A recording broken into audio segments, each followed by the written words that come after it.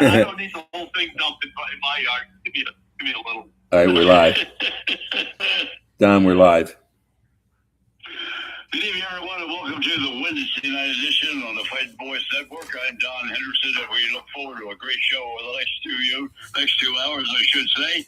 And we got a lot of very, very fine guests tonight, a lot of different sports to talk about, and we'll get to it very, very quickly as soon as Frank Carroll, our executive producer, gives out a dedication or two. Frank?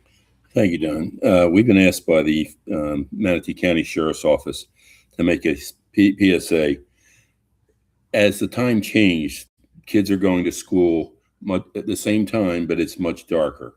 Please, when you're out there, please make sure that you stop when those lights are on that bus, and please go slow enough that when you're coming out of any area that is dark.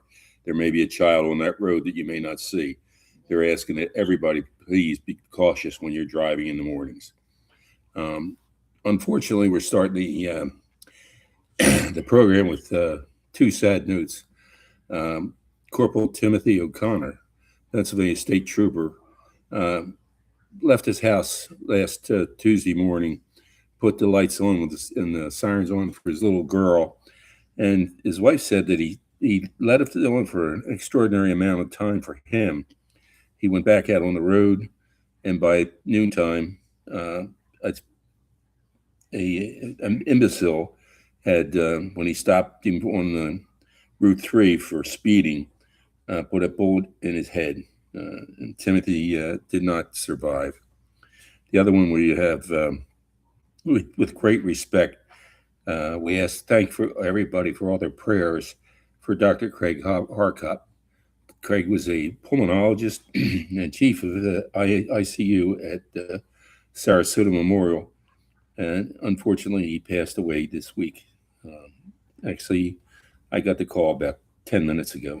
So to Debbie and the kids, I don't know what to say. We love him, and he was probably the best diagnostician in the state of Florida. So may he rest in peace. Well, we're trying to jump to a little happier note.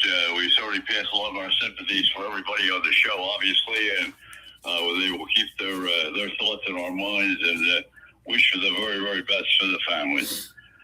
I don't normally go back a couple of days. I usually like to go to present time or future. But, Roger, I just want to do 30 seconds or so to compliment Gino. Has been a great friend of ours. He coached with a friend of mine, Debbie, down in Virginia for a long period of time before going to Connecticut. Another perfect season, 33-0 with the girls' basketball team in Connecticut. Wiped out Villanova a couple of days ago and goes into the tournament, obviously, as an odds-on favorite. But what a career for Gino. Well, there's no doubt about it. And you know how much I love UConn women's basketball for many, many years. And all I can say is a great Hall of Fame coach who you and I know was the freshman basketball coach at Bishop Kendrick in Norristown when Gino was a freshman. Chappie Moore was the football coach, but he had freshman basketball. And he cut Gino from the freshman boys basketball team. and will be forever known for doing that. Well, all right, now we go in another direction because this one is right in Roy's backyard. We talked about it over the last 3 weeks. Evans decided to put himself on the open market. Well, he's not only got on the open market, he got a 3-year contract to San Francisco. Unbelievable to me, but I'm going to let Roy talk about this because he followed him all through his career in Tampa Bay, and now at the later stages, everybody thought he was going to retire or maybe he would go one more year. Roy, it's in your backyard. Yeah, well, when a team steps up and offers you $60 million over 3 years, you take it. Look, we know one thing we do know about Mike Evans is that he is chasing some of the best receiver numbers in NFL history. I mean, he's trying to pass Jerry Rice with 12 1,000-yard seasons. He's trying to surpass him. I think he's got his eye on, how far can I go?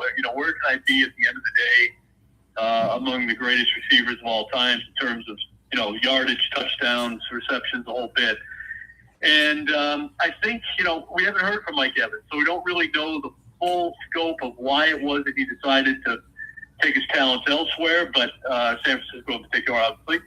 But I think the possibility that the fact that, the Bucs have so many weapons at his position, not that he wouldn't still always be the number one target, but, that just the opportunity, I think, to get more targets, I think might have had something to do with this and might be one of the reasons why he decided to go. I think the other one is obviously money. I don't think the Bucs were prepared to give him $20 million across each year for 3 years. I don't think they were going to give him $60 million over 3 years. They probably had in mind a 1-year contract, maybe, one on a team option or something. And, the Bucs could probably have increased their, the amount that they offered at some point. I just think they probably felt, or Mike Evans probably felt at the end of the day, look, if I'm going to get $60 million out of the 49ers, I can go there and, work a little bit with Jerry Rice and see what I can do with the rest of these 3 years of my career. Look, I don't think he's going to a better quarterback. I don't necessarily think he's going to a better team. Probably going to a better situation offensively in terms of, who's running the show and who the coordinator is after, 4 straight changes at the coordinator position for the Bucs. That might have played into it too, but, it came as a big surprise here in Tampa. A lot of people thought that Mike Evans really wanted to finish his career here in Tampa. I certainly was in that camp. Thought that he would have given the Bucs some kind of a discount, but I think at the end of the day, the money spoke and the opportunity spoke, and Mike Evans decided that he's got to take advantage of the opportunity that's been presented to him by San Francisco. A lot of changes in Atlanta, and of course, Ledbetter, as we mentioned, will be on with us in the next segment or 2 segments down. The voice of the Philadelphia Eagles will be with us in the next half hour, Merle, Reese. But so we'll talk more about what's happening with the 2 quarterbacks, one going out, one going in Atlanta. So a lot of changes down there as well. Maybe you fellas would like to add a little bit to the Max Crosby story. It's been on all the stations now all day. It's all they've talked about is what's happened. And I know we've got Hamilton coming on in the last segment, who was in Baltimore. They say a lot has had to do with the fans down there and the reaction to the trade and the fact that they gave up 2 first-round draft choices. Roger, any comment from you and Roy before we go to something else?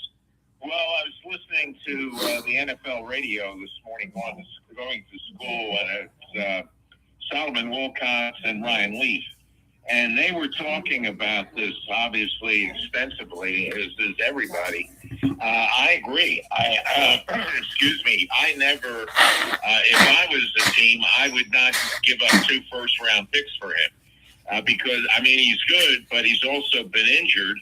And now his meniscus on his knee is suspect, and that's why they got out of the deal. So I have not seen anything from the Raiders, putting up any protest about Baltimore getting out of the deal. So I guess it must be acceptable by them.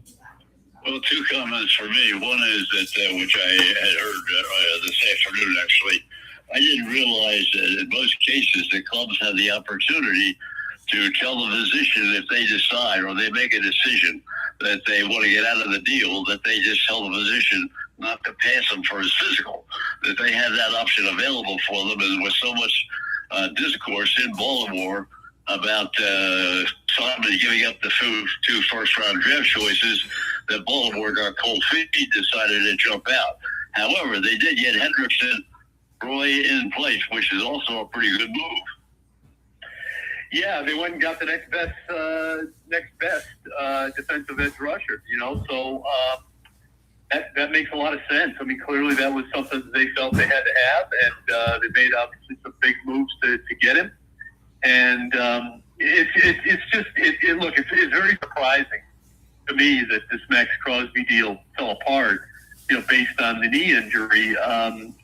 that's something. I mean, you really don't know these things obviously until you get somebody into your camp and you get a chance to literally scope him out and see where he is physically.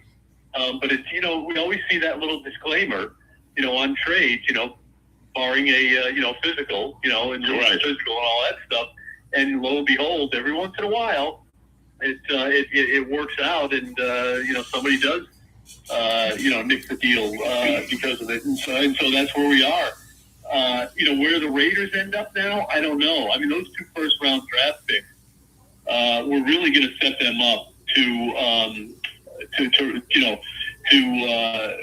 really just cash out in this draft coming up. They got their number 1 pick overall. At one point, they had the 14th pick overall as well.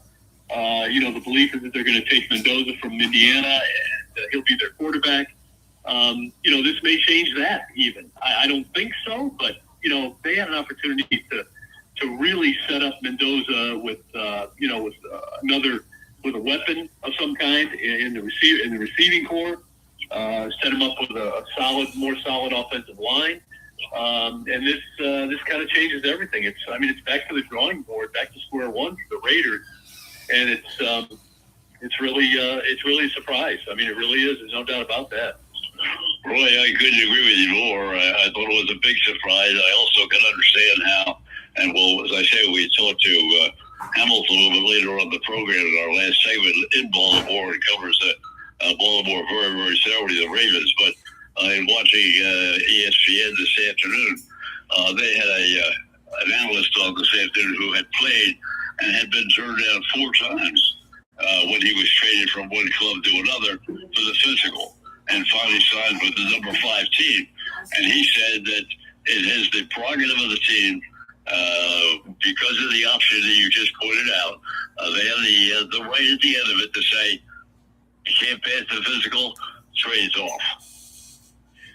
Yeah, it's interesting because physicals, in a lot of cases, I mean, it sounds kind of odd, but they can be a bit subjective. I remember when John Lynch, now the 49ers general manager, was with the Buccaneers. He was coming off a couple of injuries. The Buccaneers under John Gruden decided that he wasn't going to pass their physical, and that's why they released him. They said, you can't pass our physical. And he went to Denver and passed their physical and went on to play 3-4 years at a very high level.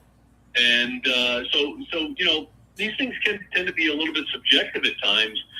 And I believe I have to believe that the fact that you gave up 2 first-round picks for the player probably makes it a little bit more. You're certainly going to be certain that you're getting someone who's 100% healthy. If you suddenly find out after giving up 2 first-round picks that the player you're getting, has a bit of a, maybe he's not ready, maybe he's not going to be ready until early in the season after this knee operation. So it's hard to know, but I think the fact that they gave up 2 first-round picks for him is what prompted them to say, okay, deal's off. If we're giving up 2 first-round picks, we want a guy who's 100% healthy. Got no issues at all. And, it could be that they even went back and forth a little bit and said, okay, is there any way to save the deal? And, it's quite possible that the Raiders said, no, it's 2 first-round picks or nothing. And because maybe they, if the Raiders, still believe in what they're going to do in this draft, look, they're in a great position in the draft, even without those 2 first-round picks. You are giving up arguably the best edge rusher in the game. So, not a bad idea to maybe hold on to him and keep building around it. So we'll see where it all ends up. Maybe somebody else is willing to take Crosby, on a deal that is for a few less pieces. But we'll see going forward. But it's just a really interesting turn of events that I don't think anybody saw coming. And at the same time, Roger, the Bills got a little bit of help from their quarterback, giving up some money and gave Crumb a chance to sign for 3 years for somewhere in the $55 million plus range, which is a big move for the Buffalo Bills. Yeah, I was happy to see that. course, I'm a Sean McDermott fan, and I was just very sad that he was let go as the coach. But, they were still a good team. I'm sure they're going to make some other moves. And, right now, I think the free agency period where you can start really announcing the signings, I think is it Monday? That I think the first day. It's that period now that they always did it under the table, and at least now they can do it on top of the table. Excuse me. But I'll tell you, I think there's sometimes the best deal made is the deal that isn't made. I mean, I remember that old expression, and maybe this deal that was not made will benefit the Raiders in the long run. Roy Murray's going to get his opportunity to play in Minnesota. He's got a pretty nice contract coming up, and that seems to be a pretty good move for Minnesota. Yeah, I like the move. Look, if there's a player out there, in my opinion, who needed just a new environment, needed a change of scenery, it's Kyler Murray. I mean, if you look at the stats, guys, only Josh Allen had more production as a quarterback/runner at the quarterback position than Kyler Murray. He averages 30-plus yards a game rushing, 250-plus yards as a passer. The kid's, clearly got talent, immensely talented. I don't think he was the problem in Arizona. But, for whatever reason, Arizona, which has been the case for, eons now, just can't get over the hump. And so I think it works out well for Kyler Murray to go to Minnesota. I'm happy for him. I think he's going to cause some problems for some teams up there in that division, and I think he's going to make the Vikings formidable again. So, real interesting move there, and happy for Kyler Murray because, again, as I said, I think he benefits the most from a change of scenery of a lot of players that are out there looking for new homes. Roger, Andy, we followed for many years in Philadelphia. We followed many years. Okay, go ahead. I thought. Okay, go ahead. No, I'd like to follow up on the Murray. I'm surprised that he went there. I thought it was going to be somebody else, and the reason is.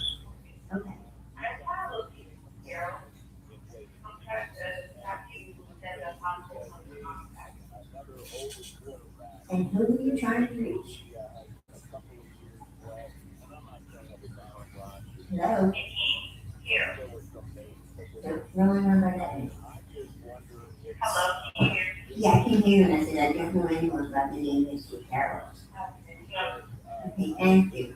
Bye-bye. Coming in there. She pronounced it legally. She wants to talk to me, King. Carol, I don't know that. Oh, you mean A big Kyler Murray fan after the contract that he got had them required that he spend X number of days in the off season working, that he spent X number of hours in the training room, whatever, at the training facility. I've never seen that before. What? I just hope they weren't trying to reach you for something important that you need to know about. Uh-huh. I think I should say, they call it, I think I should say this. It's usually a bill collector. The game, and I think that's something that absolutely you could question. But at the same time, I'm not really surprised, Roger, that he did go to Minnesota from Minnesota's standpoint. And the reason I say that is I think Minnesota has watched other teams in their division, certainly the Packers, and more recently the Bears a little bit.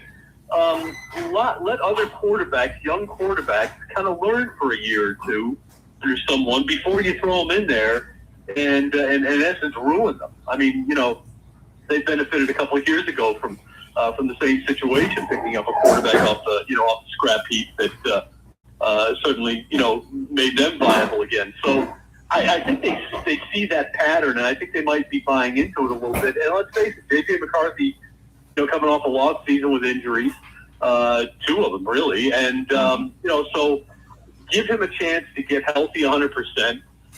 Give him a chance to maybe learn a few things from watching on the sidelines. And if and you're right, the money certainly suggests that they are, they're committed to Kyler Murray. But if it doesn't work out, here's the other thing: you still got McCarthy on a fairly acceptable contract, even though it's because of where they got him in the draft. You can still make that work, economically. So yeah. McCarthy could be on the block, very well could be, but to me this makes a little bit of sense from Minnesota's standpoint, just because you've got somebody who can step in right now, allows McCarthy to take a little bit of time to get, number one, healthy, and number two, a little bit more accustomed to the NFL game. I think that will help McCarthy. And the other thing is, we got to admit, they may be feeling that maybe they made a mistake with McCarthy. I mean, not everybody was on board with that, selection to begin with, and so it could be that after seeing him play for a little bit, maybe they still have some questions. Maybe their concerns are greater than the general public knows. And if that's the case, well, you need to go out and get a quarterback that can step in and start for you and make you formidable. And I think Kyler Murray does that for him. There were a lot of great quarterbacks on the market here, and I think this one makes a lot of sense for them to get him and just kind of fortify the position a little bit. All right, we'll move on. And Roger, we'll let both of you comment on this one, and that is Andy has a lot of holes in Kansas City, a team that really the second half of the season just didn't cooperate with winning games. But he goes out and picks up Walker, MVP of the Super Bowl, but at the same time a lot of money. But he has a lot of holes in other places other than running back. He certainly does. And, it's going to be interesting. I thought he brought back his old offensive coordinator who failed at a couple of stops after he left the Chiefs. And all of a sudden he's going to resurrect the offense. When we all know Andy's the one that's really behind the offense, unless Andy is going to change. And I doubt that. But you don't know. I think there are a lot more holes in the Chiefs than one running back, a big name running back. Really? Well, I think there are more holes, but they just filled an awfully big one. I mean, they could not run the ball last year, and you saw that affect, virtually every aspect of the offense, virtually every aspect of the football team. The Chiefs were not the Chiefs, and way too much was put on the quarterback's shoulders. And I think Patrick Mahomes, felt it a little bit. He got hurt, obviously. He's going to be coming back this year, off an injury. How strong is he going to be early on, especially? I just think that this is to me, it's a great move. It really is. A running back of that caliber. It strengthens your team. It gives you another, it gives you a legitimate weapon in the running game that people have to pay attention to. That makes your passing game better automatically. So, I like the move. I do agree that I still think they have a lot of holes to fill. But you know what? There's a draft coming, and they're gonna, they'll be picking in the bottom third again. But still, they'll second half at least. But I think they can make some moves there. And the fact that Travis Kelce's coming back, I mean, that's a boost as well. So I think so far they've done a pretty good job here. Picked up a defensive tackle, picked up a safety. I mean, they're working on the defense. That's for sure. And and that certainly needs to be fixed as well. So you're right, a lot of holes, but I think they've so far early on in free agency, I think they've done a pretty decent job of filling them. Roger, your thoughts, and we'll get both of your thoughts. The money that has been spent thus far in the last couple of days is astronomical. Well, it is, but what's the the cap. I mean, what do they have to spend now? From what I heard today, it's $300 million. That's it. I heard 3 to 305. Yeah, and I mean, they have to at least make an investment. There's a minimum, and I think that they can go over the cap right now. But when the official league season starts, I don't mean in September. Okay, when is it? I think it's next week, right, Roy? No, it was today. Oh, it's today. Okay, so they had now they have to be under the cap, correct? Correct. Yes. Okay. Yeah. Today, so they could get all that done, and now you're going to see, I think, some good free agent signing. Not that there haven't been, but I think you're going to see some really good players that are going to really improve a number of teams. And they may not be the big names, and there may not be as much money. But I think, the Eagles are one that are going to need a lot of help. We'll talk to Merle about that because they've lost a lot of guys to free agency. Well, Tatum that's not Tatum. What am I thinking of? But anyway, they spent a hell of a lot of money to play something. They just spent a heck of a lot of money. And right now, the Raiders were at 155 million. Forget the Crosby thing for a minute. They were at 155 million on top of that, and they had that to what the former defensive coordinator for San Francisco who's now with Tennessee. He spent a heck of a lot. He got 4 guys the first day for unbelievable money. Well, wasn't he the one that got Aaron Rodgers for the Jets when he was the head coach there? I can't attest to that because I don't think it was Aaron Rodgers. I'm not sure who it was that he brought into the Jets because he was with the Giants. He came in as the head coach. He came in as the head coach of the Jets, but he had been in San Francisco. Maybe I can't comment to that. Yeah, then he went back for last year. Yeah, but I think he was the coach of the Jets when Aaron Rodgers was there.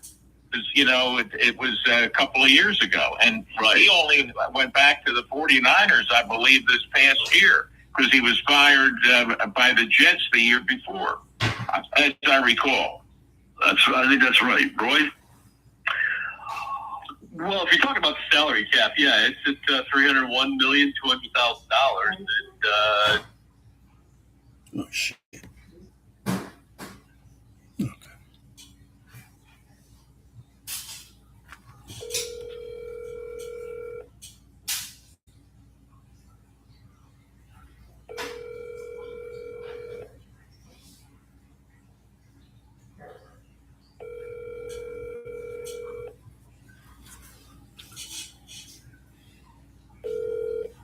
I'm sorry, the person you were trying to reach has a voicemail box.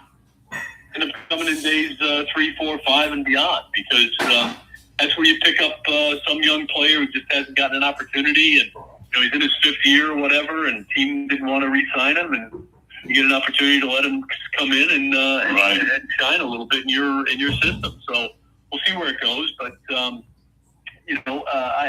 think that's, to me, that's the beauty of free agency is, when you pick up somebody, it's hard to expect a lot out of guys who are 30 plus years old. To me, like the Mike Evans thing. I see why they pay. More often than not, in those situations, you're paying for past performance as opposed to what you expect. I'm sorry, the person you were trying to reach has a voicemail box that has not been set up yet. It's just, whatever reason is on the fringes or was on the fringes of the team that he was with a year ago. He's out there looking for a new opportunity. Sometimes that's Hey, Merle, how are you? good. Good. Okay. We just we kept going to voicemail, so I'm going to merge you in now, and we're just finishing up with Roy Cummings from the Tampa trip. Okay. All set. There will be more like that this year, and you just hope it's not the guy that you're paying $20 million to or whatever. So, we'll see how it goes. Well, one of the things that hurt Giants last year as well as the Jets with the kicking game, the special team. Harbaugh went out and got his kicker, and who had been in Baltimore with him, and he signed him today or yesterday. So he's already shored up the kicking game, as he knows how important special teams are, Roger.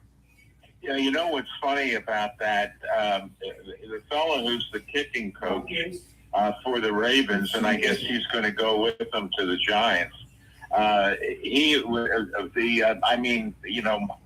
Frank, you and I know, Roy doesn't, over in South Jersey, he was like the mayor of one of the towns there, and he became best friends with John. And that's why he was with the Ravens. He moved down there, and he obviously is a very good kicking coach. But I just want to say one other thing, about value. I think the Falcons got a good deal in Tua. I understand that, and we did look into that 2 years ago. I thought you would know that through Rocket Mortgage, and it was just way too expensive. And it really But when you can affect another team's cap number, and you got a quarterback for the minimum, it's not bad.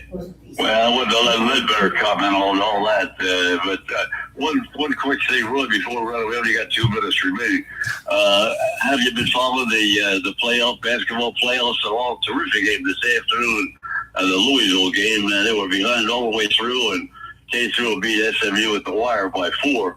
And but some basketball games have been very good so far. The end of the season, as well as the tournament that's just got underway, and the ACC is going to go big time tonight.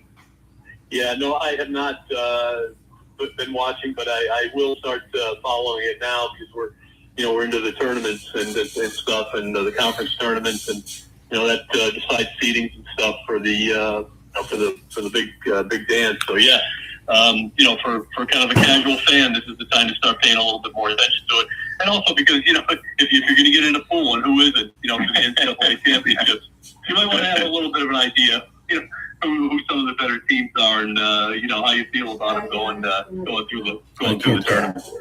Roy, any final thoughts before we make the switch? Go to Merle Reese down in Philadelphia. Any final thoughts on what's happened so far? No, I just, from a Tampa perspective, I think they've had a decent free agency so far. They picked up a very good linebacker, and I think they picked up a solid running back. It gives them a little bit more depth. So Rashad White probably not coming back. They might have got actually an upgrade there with the selection they made. So I like what they're doing, and since I know you got Orlando coming on, I won't say too much about it, but I like how the Falcons are trying to corner the market on a left-handed quarterback. So that's not a bad idea. that makes it easier. Exactly. It's a lot. You're right. Yeah. Well, Roy, thank you very much for a great first half hour, as always, and we'll get together again next week. All right, have a great week, Roy. Thank you, guys. Thanks. All right, let's switch down to Philadelphia, Pennsylvania, because the voice of the Philadelphia Eagles is Stay One. He wasn't there in 1947, but he's been there. Well, I was at the game in 47, but I wasn't working. Yeah. But Merle Reese, one of the great voices in all of the professional football games. And Merle, first of all, welcome to the show again. And secondly, before we get on to Roger, your thoughts on what's happened in the early going here with the free agent signings. Well, it's pretty interesting, Don. It's always nice to speak with you. From an Eagles standpoint, not a whole lot. They picked up a corner from Seattle, and they probably need one more corner. They have, of course, Cooper DeJean as the slot corner, and they have Quinyon Mitchell at the other corner. So I think it's a fit probably there if that works out. But the name everybody was waiting to hear, of course, is A.J. Brown, because a lot of people expect that he's going to be dealt someplace, he's going to be leaving, and that they're going to get a lot for A.J. Brown, but nothing has happened in that regard. Roger? Merle, the one name that I was really surprised because I think he's a terrific player and a great contributor was Blankenship. And, and they've lost a couple of others, really great players that had done a lot for the defense, especially. What did you think about the players that the Eagles lost? Well, number one, you can only afford so much. There is a salary cap. And Right. I think that Howie knows how to play that salary cap pretty well. They just signed Jordan Davis to a huge contract, and I think there are several key players that they still have to hope that they can bring back into the fold. One is Dallas Goedert, who had 11 touchdowns, the most in his career last year, at tight end that they want to hold on to. And there are others that they are thinking about keeping. I think that when you're talking about Nakobe Dean, he's a very, very good player. But he became a free agent. And the only thing you can say about Nakobe Dean that is unfavorable is that he has not been durable. He's missed a lot of time for 3 straight seasons. What? And as Ryan used to say, durability is as important as ability. So that's the only negative because he has been injured a lot. That's fine. And I think they're pretty solid at inside linebacker. Of course, they have coming back Jahan Campbell, who was the number one draft choice last year, and they also have Jeremiah Trotter, who can fit in there very well. Trotter Jr., of course, and then they're very Zach Vaughn is a great player. So I don't think they'll miss Nakobe Dean too much. As far as Reed Blankenship is concerned, he is a solid player. He's a very solid player. They got him as an undrafted free agent out of Middle Tennessee State 3 years ago. But he is not a great player, and he ended up with a pretty big purse in free agency, and he deserves it, and it's great to see. But when the Eagles weighed things, I don't think it was the kind of money that they wanted to put up for that position right now. Well, anytime a team wins or loses, everybody goes to the quarterback first. And, they thought that maybe he should have run more last year and done a lot more things individually. But as you looked at the second half of the season when they had the most difficulty as they did 2 years ago, what is your observation there? What do you think happened the last 5-6 games of the season as compared to the year before? Easy. That's the easiest question I could answer, Don. The answer has nothing to do with Jalen Hurts. It has to do with 2 years ago when they won the Super Bowl. They had one of the best offensive lines in football. Last year they did not. They had a lot of injuries. They have Cam Jurgens, who had a back problem. He came off of back surgery, and in this offseason he went to Columbia for some kind of blood-rich plaza treatment. Still don't know how he's going to be. Landon Dickerson was in and out of the lineup. He wasn't healthy. And then, of course, Lane Johnson, who has been one of the best offensive linemen in the history of the franchise, missed the last 8 games with a Liz Price fracture. So it had nothing to do with Jalen Hurts. Jalen Hurts is a great player. As far as how much he runs, a couple of years ago when he ran too much, everyone said, a lot of people said, if he keeps running at that rate, they're not going to have him around because he's going to get hurt. Then if he runs less, they say he's got to run more. Jalen Hurts, when we look back in 7 or 8 years, we will say Jalen Hurts is the best quarterback in modern Eagles history. Roger?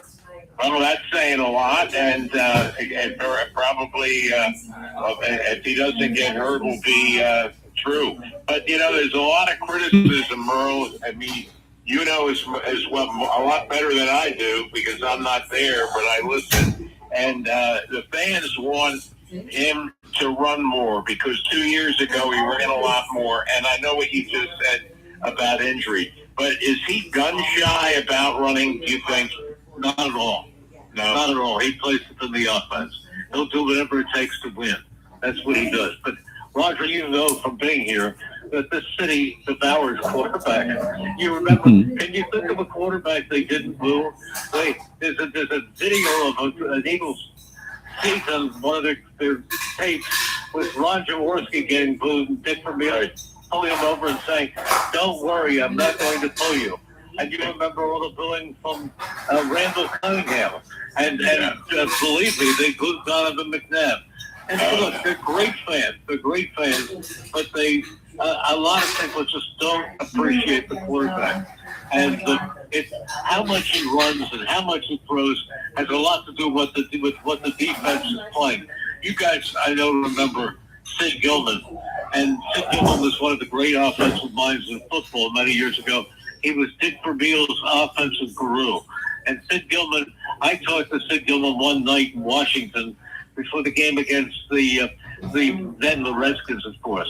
And I said to him, "Can you tell me about how you use the hash marks in the passing game?" And Sid Gilman said, "Merle, sit down." I sat down and he said, "I'm going to tell you something. We know exactly what the Commanders are going to do tomorrow, or the Redskins are going to do tomorrow. They're going to give the ball to 44, and he's going to run the counter tray. And you know what?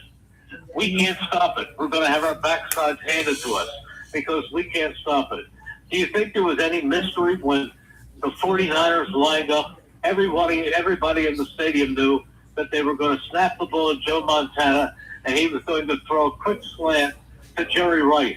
But they couldn't stop it. He said, "When we go to the stadium tomorrow, there will be 60,000 offensive coordinators sitting in the stands, offensive geniuses." He said, "But they don't know a thing about defense." So what I'm trying to say is what Jalen does is predicated a great deal on what the defense is playing. Do you think, Merle, that during this offseason and the free agent period, that they can rebuild that offensive line to maybe not the exact duplicate of what they had a couple of years ago when they went to the Super Bowl? It's certainly much better than they had last year. Don, if you can hand me a crystal ball, I'll take a stab at answering that question. It's a tough one to answer because as of now, they haven't done anything to bolster it. And the other thing that worries me significantly is the fact that their offensive line coach is the best I've ever been around. Jeff Stoutland is no longer back. So that's a big question. It's very, very important to get the answer to that. I know that Harry Roseman does a great job, and I know that they know what they need, but it remains to be seen what changes they can make. Roger? I thought it's the key to their draft. Yeah, Merle, that's a good point. I'm a big fan of Jeff Stoutland. Do you think he just got tired or just saw that, the situation was changing as far as ability on the line? What do you think it was? Or you probably know more, know him pretty well. You would know if anybody. Well, I don't think anybody really knows. The only thing I can tell you factually is that earlier in the season they removed him from his other duties as a run game coordinator, and Nick did that pretty much with Kevin Patullo. So whether he was unhappy about that or not remains to be seen. But he obviously did not have a situation that was to his liking. I wouldn't blame that on the injuries because he is not a coach who is afraid of a challenge. Remember, he drafted a player from Australia who had never seen a football, let alone blocked on an offensive line, and he taught Jordan Mailata how to play football and become an all-pro tackle. So he's not afraid of a challenge, but he just decided that he wanted to move on. Voice of the Philadelphia Eagles, Merle Reese, our guest this half hour, and Merle, as we look forward to new year and then what the Eagles are going to do, I also think that the National Football League was always such a competitive. I always thought was one of the best divisions of all football, year in and year out. I think they're going to be much better this year. I think Harbaugh's going to make the Giants better. I think that Washington is going to have their quarterback back, who was rookie of the year 2 years ago. I think the division itself is going to be much more difficult in 26.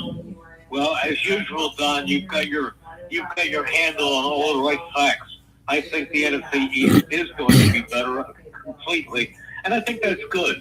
because I don't think it was any more fun to follow when the coaches in the NFC East were Dick Vermeil here, Bill Parcells in New York, Tom Landry in Dallas, and Joe Gibbs in Washington. So I don't know that we're ever going to get back to that day, but you are right. The coaches are better, and I think the division is going to be more powerful than they have been in a long time. Roger? Well, Kevin Patullo took a lot of heat about play calling, and they went in a different direction. What's your feeling about the offense with somebody else calling plays? And do you think Nick will have an even greater? I mean, he has a big influence, obviously. Do you think he'll be more involved in play calling or not? I don't know about that, but I think Kevin Patullo, basically every year when things don't go the way you like, there's always somebody who has to be the scapegoat. Yeah. And I think the scapegoat this time was the offensive coordinator. But Sid said to me at that time, the most overrated thing in football is play calling. I mean, yes, every now and then you can surprise everybody, but do you really think anybody was surprised when Bart Starr took the snap and Paul Hornung and Fuzzy Thurston and Jerry Kramer pulled out and the pitch went to Paul Hornung, they ran student body right, and nobody could stop them. So again, we know what the teams are doing. It's execution. Execution is the thing that matters most. They've got to be the key, and not to be redundant, but the key to this team. If you have the offensive line blocked, Saquon Barkley can run the daylight. He didn't suddenly get slow last year. Here's an interesting stat, gentlemen. Last year, 2 years ago, when they won the Super Bowl, Saquon Barkley was almost 3 yards downfield before there was any contact. This year, he was hit just beyond the line of scrimmage. That's the big difference, and that spells offensive line. Bro, you've seen every game for so many years.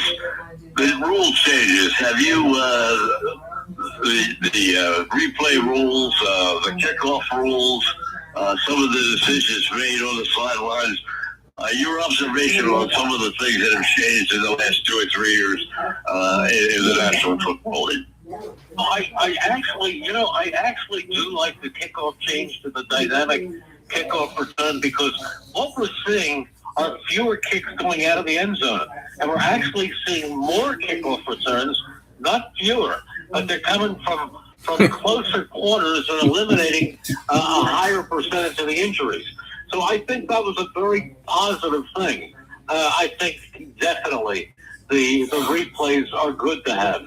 That's a real plus, so that you have fewer mistakes. I mean, none of this stuff is perfect, but I think the game is better than it's ever been. Let me just say one other dimension of the kickoff. I think now that the coaches and the special teams coaches in particular have realized that you're much better off kicking the ball somewhere between the goal line and the 5 than you are kicking the ball into the end zone and having no run back. I think that was something that was really diagnosed in the early days by the Patriots and Belichick. He didn't kick the ball into the end zone. He wanted to make you run the ball back because he didn't think you were going to get to the 35-yard line. Absolutely. And no, I think that's a big plus. How old was Roger? The Eagles have a very good. They have an excellent special teams coach also by the name of Michael Clay. And you remember that name because here is a guy who I know who is very, very authoritative, very, very bright, loved by the players. He's the best special teams coach they have had since a guy by the name of John Harbaugh. Yeah. and that leads me into John Harbaugh. You're a nice person, so. And he goes, I'm fat and you're a nice person. So let's go ahead and do this. Sonny Brown. That's the former mayor of a town in South Jersey, right? Right. And I guess, is he going? Yeah, is he going to go? I guess he'll go with the special teams coordinator. I would think. Yeah, I would think. And his son is the assistant special teams coach with the Eagles. Oh, is he? Okay. Yeah. So he had died. I was like 6 years old. There you go, Don. John's taking everybody with him. Well, I mean, he's proven to be very successful, not only as a head coach, Merle, but also, as you pointed out, in selecting people at all divisions of the game. That was one of the great things, as you mentioned earlier, about Dick Vermeil. He didn't have as many coaches, obviously, as they have today, but the ones he had were excellent. Don, you hit that. You hit it with the nail right on the head once again. You know how many coaches Dick had on his staff? Probably 12. You know how many coaches that they have on the staff today? 26. I'll tell you, it's even more pronounced when you look at a basketball game. You used to have two coaches in a basketball game in the NBA. Now you look up and down, must be 15 guys in suits. I don't know what they can do. I don't know what are you going to do with all these coaches? I know. I think they have an assistant coach in charge of desserts. Go ahead, Roger. Good. I'll tell you one guy I got to really know, and of course you knew him during that period, was Chuck Clausen. Unfortunately, he passed away a number of years ago, but I got to know he and his wife very well. And Chuck would tell the story about when he, after UCLA beat Ohio State, and he got a call from Dick Vermeil about coming on his staff with the Eagles.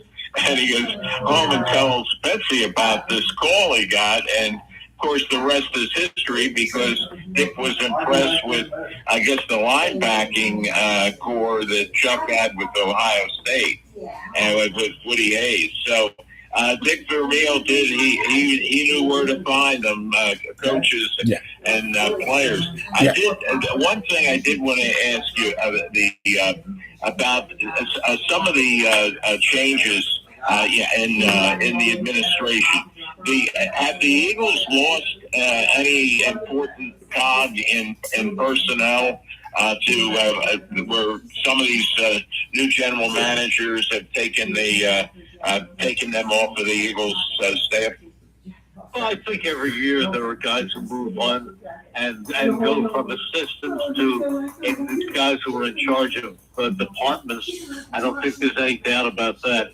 But I think by and large, the key cogs are still there, and they still have a very, very strong front office, led by Howie Roseman. He's the biggest name. Yeah, he's the best. I don't know whether you even have an answer to this, but when does Howie and his staff have much input, or do the coaches, head coach and maybe the offensive and defensive coordinator make all the decisions, or about office personnel and what they do? It all starts with Howie. It all starts with Howie in that front office. I do believe that they depend on the coaches heavily for input. They take their picks and their opinions very, very seriously. They absolutely have the input. I think it's a coordinated effort. But I think when push comes to shove, the last word is Howie Roseman in personnel. Roger? Well, he's been successful for many years, and Chip Kelly demoted him, put him in a closet. But boy, I'll tell you what, he has left Chip Kelly in the dust, hasn't he? Yeah, or Chip Kelly has left Chip Kelly in the dust. And right now, that dust is at Northwestern. Yeah, that's right. Well, I think I asked you this once before. I know the Super Bowls are the most exciting games, or the greatest in Eagles history. I was at the 1960 game. You were probably there. Don was there. The day after Christmas, a very cold day at Franklin Field. But what a great ending. But is there a game that really you'll always remember that was like a regular season or a playoff game that stands out in your mind? Too many to name. I mean, the Super Bowl that most stands out in my mind, of course, is Super Bowl 52 when they beat the New England Patriots, a game that went down to the very last play. That was the Eagles' first Super Bowl win. So that stands out. And the regular season game, well, there were two, and both were called Miracles of the Meadowlands. That was the Herman Edwards Miracle of the Meadowlands on November 19th, 1978. And the other one was Miracle 2, and that was the Miracle against the Giants on December 19th, 2010, which was won by the punt return by Deshaun Jackson to turn out the lights and end the game. And also, Merle, the very last game before it was the Super Bowl, when it was championship season, and Ben Derrick put Taylor down, held him down for those last few seconds to go by, and to me, Dean had a great day that day, and out of nowhere. And I just thought that was one of the best games I had ever seen with two of the best teams that I had ever seen. Well, absolutely. And I was a kid sitting in the corner of the horseshoe. You can't beat it. Yeah, I was For those of us in high school. For those of us that were lucky enough to see that game, and well, there's two games I think about, but the game that was always contested because Chandler thought his last second kick was between the uprights and the officials, and it wasn't. They didn't have the replays, obviously, in those days. That was a great game. The Giants were playing at Franklin Field, and Chandler made the kick. Whether the kick was between the goalposts or not, I don't know, but they said it wasn't, and the Eagles won the game. And that was another one, and of course, the game where Sam Blocker got Ben Derrick to come in at halftime and play the second half at both positions, center and linebacker. Those are games I'll never forget. Yeah, great game. A couple of those I don't remember, but I certainly remember the day after Christmas and the NFL title. Yeah, I'll make it work. We just talked a few weeks ago about the passing of Sonny Jurgensen, and of course, you were doing the games then when he was with the Eagles. And the Norm Snead trade. What do you remember from a personal view? The truth of the matter is I was not doing the games. Oh, weren't you? Quarterbacking the Eagles? No, that was still in the '60s. Don't remember. Okay. My first year was '77, doing the play-by-play. So that was way before me. That was still in the 1960s when they traded Jurgensen for Norm Snead. But I do remember getting to talk to Sonny because for many years, Frank Herzog, Sonny Jurgensen, and of course Sam Huff were the broadcast team of the Washington franchise. Right. And Sam Huff, of course, was a tremendous favorite in New York with the New York Giants. He made his number famous, and they made the Giants famous at the same time. And of course, Norm Snead, I did the pregame shows before the Notre Dame games on Channel 29, and Norm Snead and I did those together. He was shocked when that trade was made for Sonny Jurgensen, and never really recovered from that from the standpoint of being an Eagle favorite.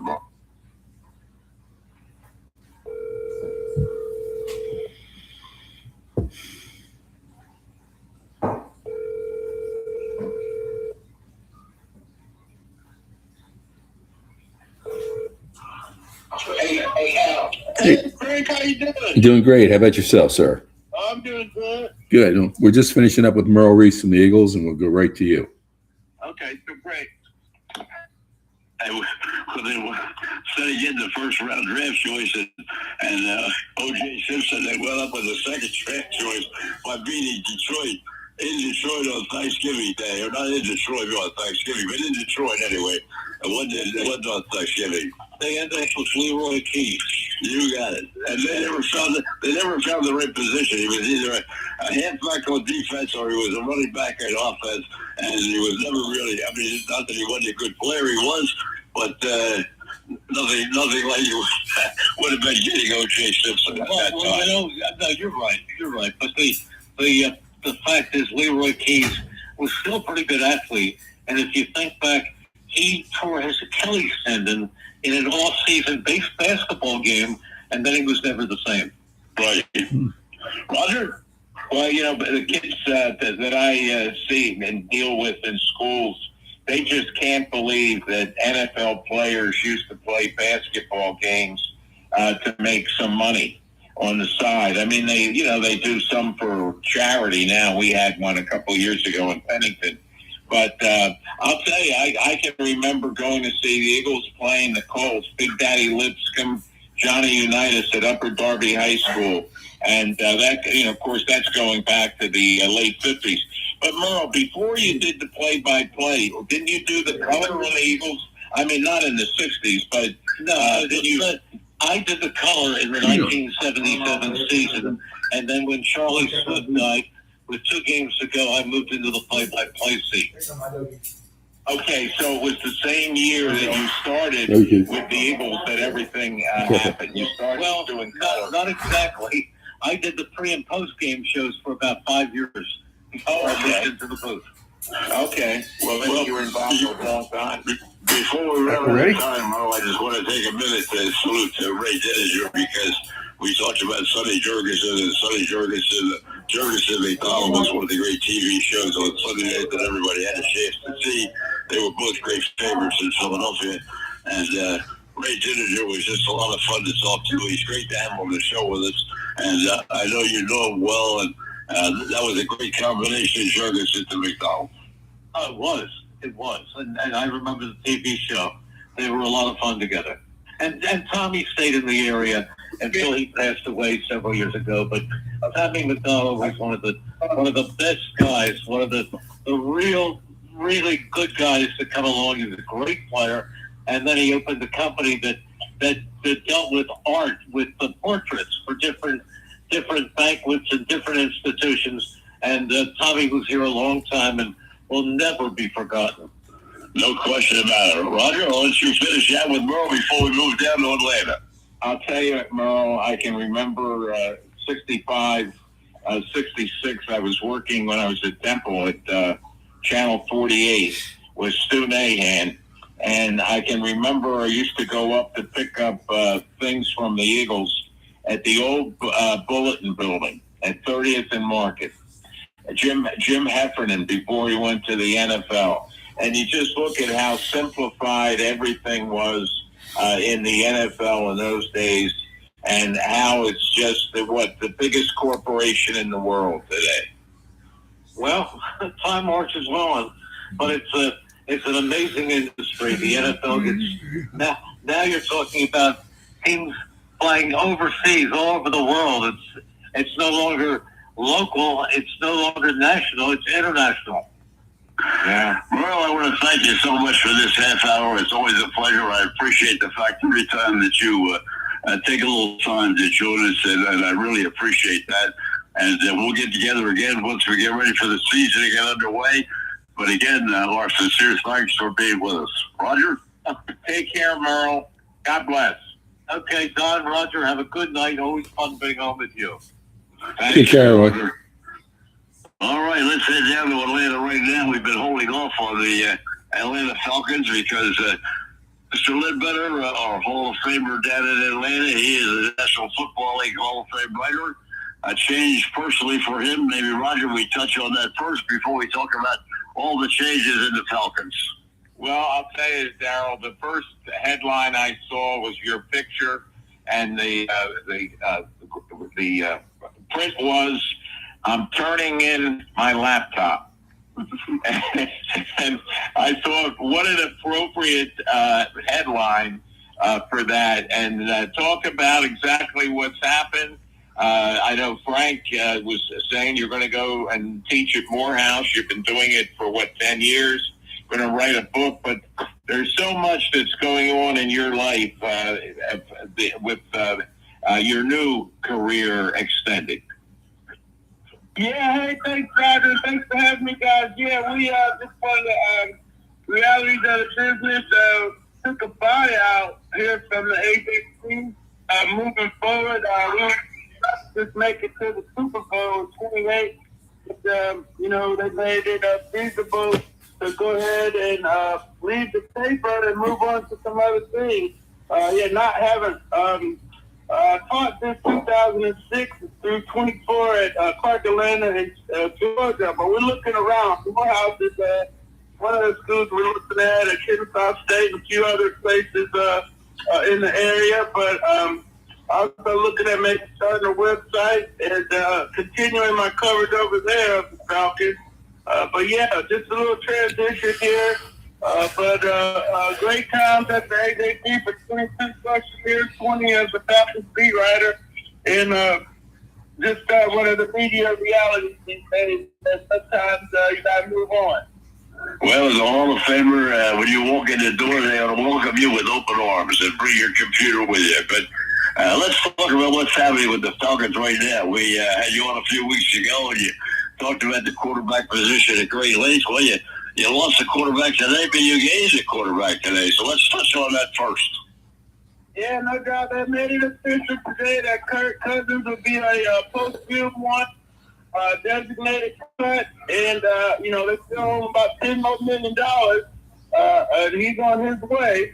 And they will sign Tua Tagovailoa from Miami and Alabama for a veteran minimum bid of $1.3 million, and hope that he can be a bridge quarterback until Michael Penix is ready to play. Roger? Oh, as Roy Cummings said, the Falcons have two left-handed quarterbacks. So I said, well, that's better for the line than having to go left-handed, right-handed, right?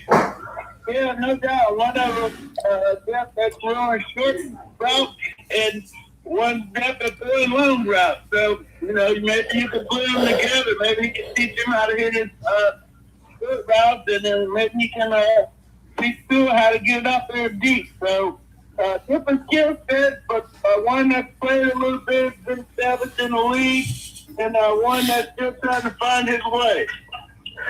Darrell, let me ask you this question. A technical question, maybe you can't answer it either, but they talked a lot today about these quarterbacks making changes, but the biggest thing they talked about is that for so many years, the center made the defensive calls.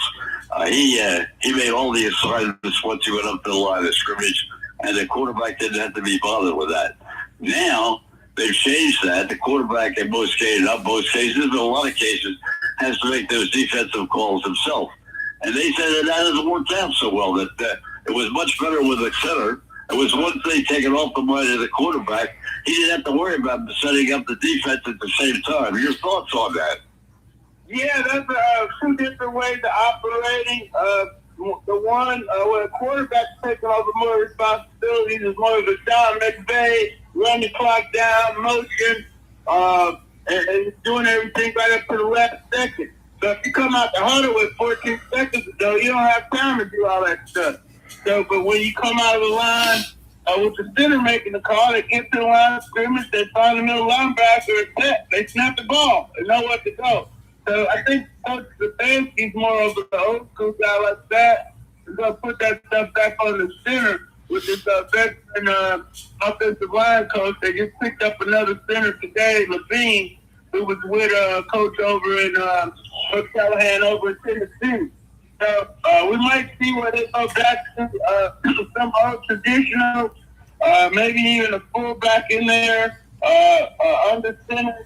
Running game with the play action coming off of that. So yeah, that's the sort of that old spread, Shanahan, Cliff Kingston and all that, where they're waiting, and then trying to surprise you at the snap count, as opposed to just getting up to the line of scrimmage and playing football. And they also said that it's caused a lot of illegal procedure calls because the quarterback's looking around and see what the defense is going to do. By the time he's up there to line the scrimmage, there's not much time left on the clock, and the linemen are not attuned to getting off on the race signals. Yeah, no doubt. You definitely saw we saw false starts all throughout the season. Whereas back in the day, if you saw a false start after the first, second game, you're like, well, hey, they're not practicing their snap count and so forth. So while we're waiting, defenses have learned how to disguise things. They'll look like they're in a 4-3 and then jump into a nickel. Or they'll look like they're not blitzing and then they'll blitz. or they'll come up to the line and blitz and drop out of it. So it's a big cat and mouse game between the coordinators. Instead of just lining up and, hey, doing the Vince Lombardi, here we're going to run a 38 speed, we're going to steal this thing, and we're going to go. No, they don't do that anymore. A lot of finesse football that we can watch. Roger? Yeah, it's all changed. I was talking earlier about, beginning of, when you and I first met. I'll never forget, it was back in the 08 season.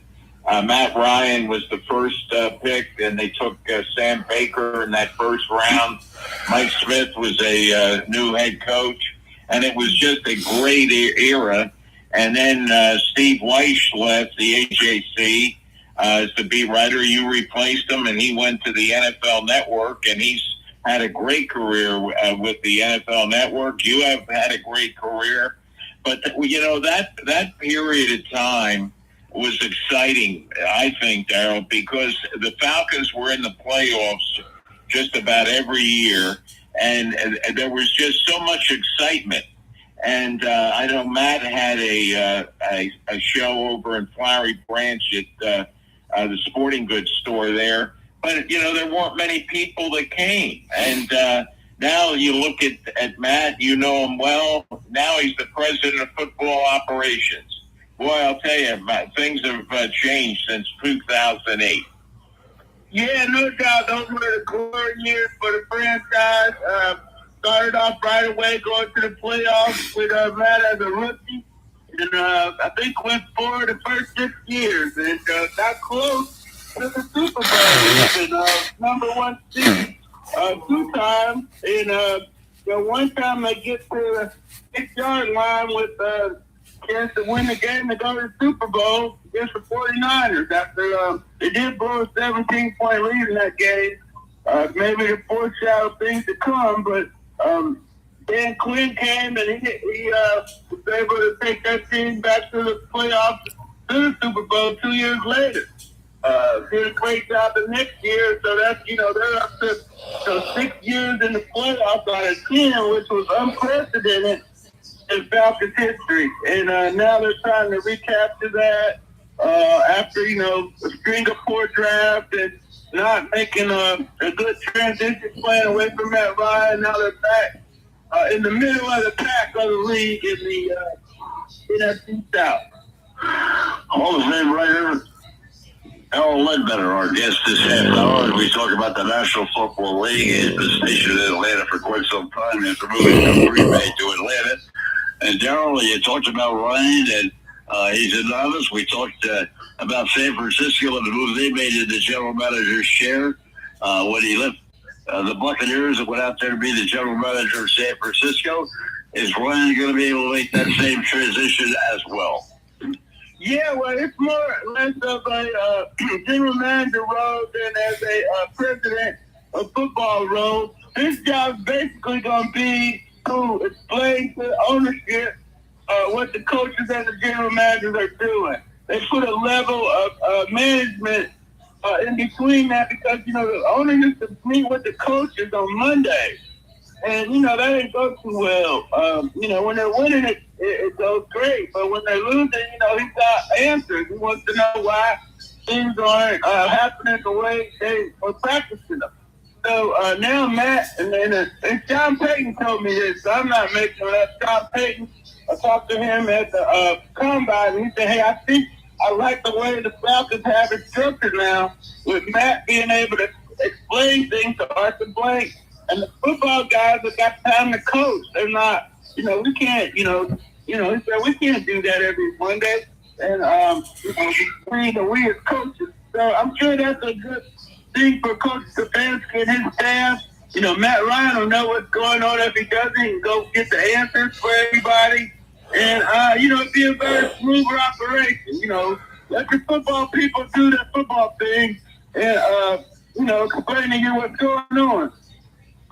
Roger? Well, I saw on the group that, Matt was on there, Arthur Blank, the general manager, and then also Arthur's son, Josh, was on that group that made the announcement about the the selection of Stefanski as the coach.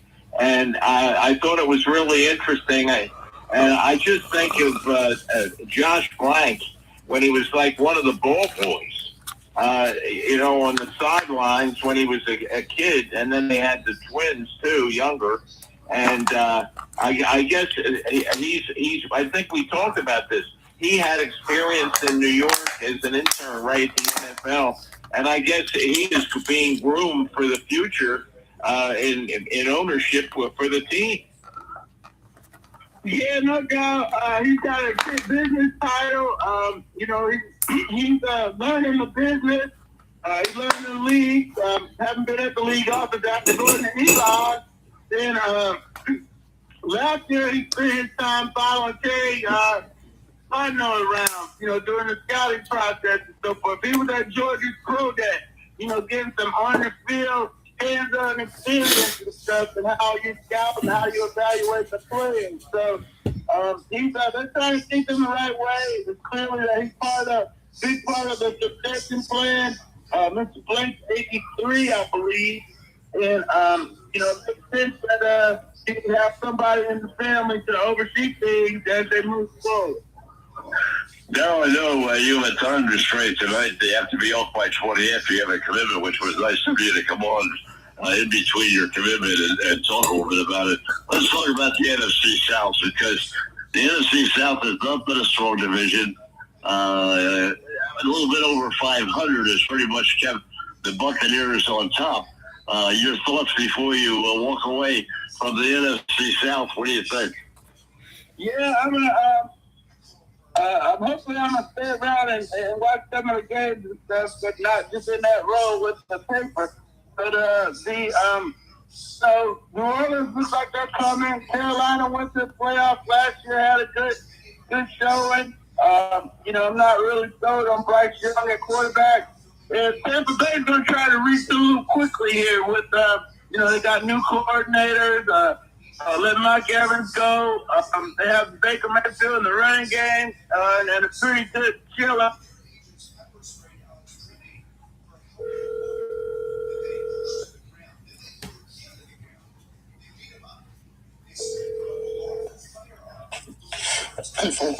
Okay, Mike. You just call and make sure we're going to go live with you in 3 minutes.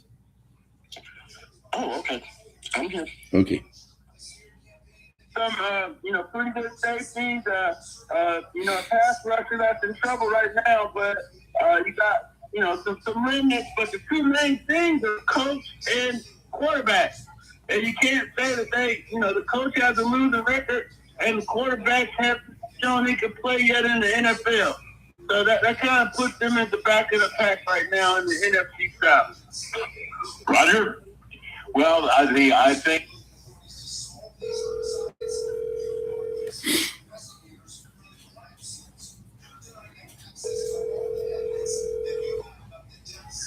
Hello.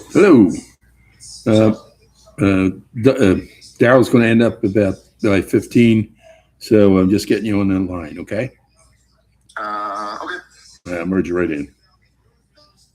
You can be at the top of the mountain, and the next year you're at the bottom of the mountain, and the Chiefs are that way from the previous year to this past year.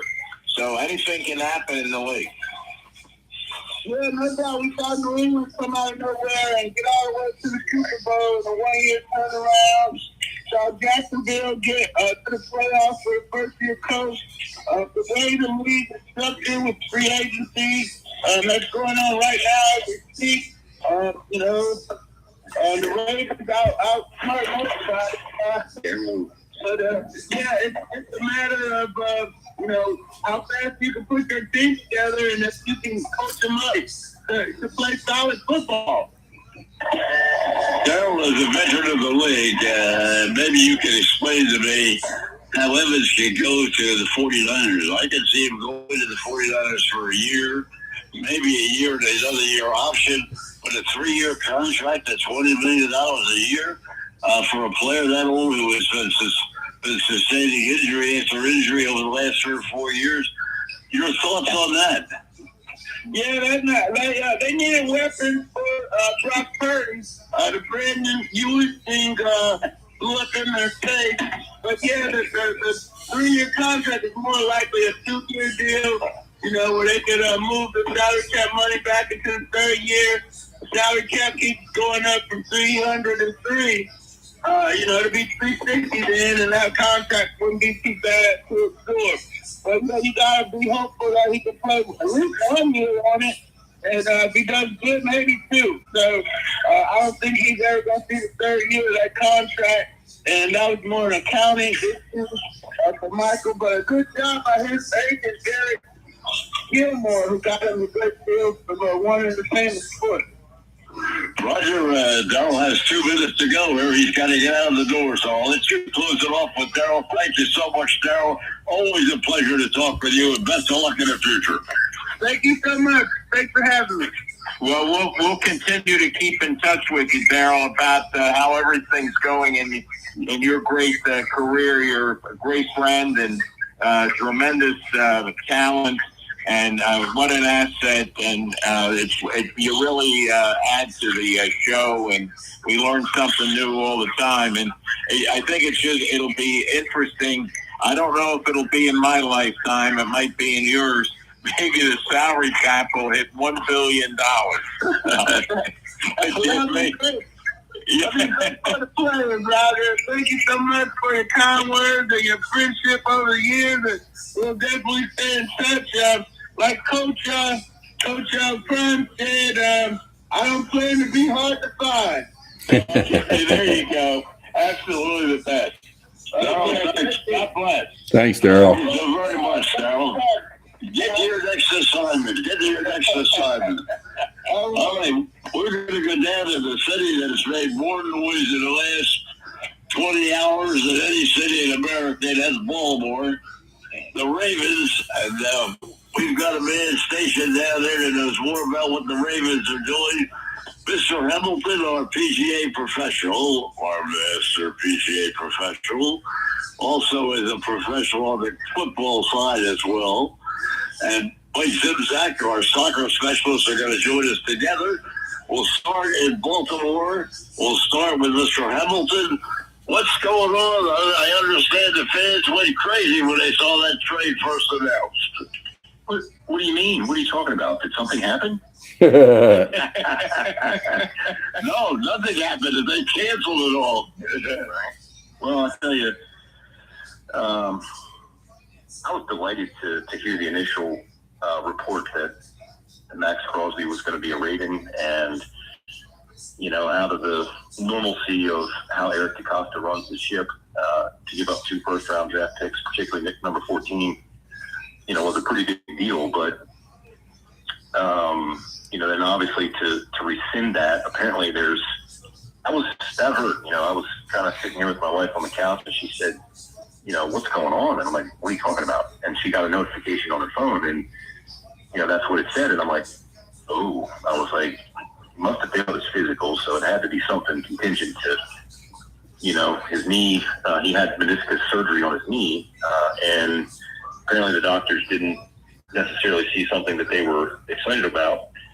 Now, I think the fans in Baltimore were obviously upset about that, but I think the outcry of the league, if you will, suggested that the Baltimore Ravens had buyer's remorse and didn't want to give up, you know, 2 first-round picks. So they found a way to void the deal through the physical, when I think what came to light was the fact that there's a cartilage issue in his knee that the Raiders weren't forthcoming about. And I think that the doctors must have found something tied to that suggested this could be a problem, you know, for the future. Now, the reports that I'm hearing today suggest, if you can just believe this for a second, that not only was Eric DeCosta going to trade for Max Crosby, he was also going to sign Hendrickson. He was going to do both. And he got Hendrickson. Well, Simi was texting me last night and said, you know, this is crazy. What are you going to do? And I'm like, I told him, I said, they've already been in contact with Hendrickson. They already have their contingency plan. And, you know, lo and behold, he gets the deal today. Yeah, I don't know. I mean, I think obviously that is still an upgrade for us in the vein of pass rush. But when you really look at, what happened, they lost like 9 free agents. And frankly, most of those free agents, I don't think they really wanted them back, to be honest with you, or whomever signed them, it was way out of our price range. Like it wouldn't have made sense for Baltimore to have given Linderbaum $81 million. The Raiders completely overpaid for him. Obviously, Harbaugh took 4 or 5 guys from us, and he overpaid for all them. Like, likely he's not worth, $10 million a year. His brother took the other tight end, Charlie Kolar, paid him $7 or $8 million a year. I mean, these are grossly overpaid situations that these teams, just kind of stretch for. I think there were a couple minor moves. The Ravens signed a blocking tight end that the incoming offensive coordinator had on his team. I think they signed a safety from New England that's probably going to be our third safety. They re-signed Tyler Huntley to be our backup quarterback. So, I mean, they're certainly not done because I think they're probably going to wind up making a few cuts and some more restructures. I think they actually did restructure Lamar. I don't know that it's been announced officially, but I've seen some different things about it. I think probably Roquan Smith and Marlon Humphrey are probably next with some sort of movement of money there. So, yeah, I mean, lots going on. I mean, I think the Raiders are kind of, nuts though if they still think they're going to either A, repair that, between Max Crosby and their organization, or someone's still going to jump up and give them 2 first-round picks for that. I mean, I think it's crazy. Well, let's switch over to the Baltimore, Washington area, Mike Zimzak, who covers everything down there as well. And right before we get to soccer, Commanders are putting some money out on the somebody. They're putting a lot of money out on the table. They're trying to make a big move as well. I think that you're seeing the results of last season and the realization that you can't keep building a team year to year. So what they have done is, if you realize that they have the cap room, they don't have a lot of draft picks. They need to fill out this roster, and it might be beneficial to have players on multi-year deals who can be in the program for more than a year, so you're not trying to re-sign half your team and half your starters each year. I think the biggest deal that jumps out, of course, is the $100+ million that they gave to Agape, who from the Chargers. He had a pretty good second half of the season last year once he left Baltimore. Opinions are split over whether that was an overpay for him or not, but they definitely needed to upgrade their pass rush. They did that. They signed in Nick Cross, the safety. They needed help in the defensive backfield, and he's another multi-year deal. But I was a little bit surprised that they weren't more aggressive with some of the bigger name free agents. They said they went after Hendricks, they couldn't get it. They said that they were involved in a lot of these negotiations but got outbid. They're one of the teams that has the most salary cap space of anybody, so to be outbid is a little surprising, but I think this is the first time that they've actually tried to bid, so they may not, those muscles haven't necessarily been worked for Adam Peters all that much, so he may not know how to do it.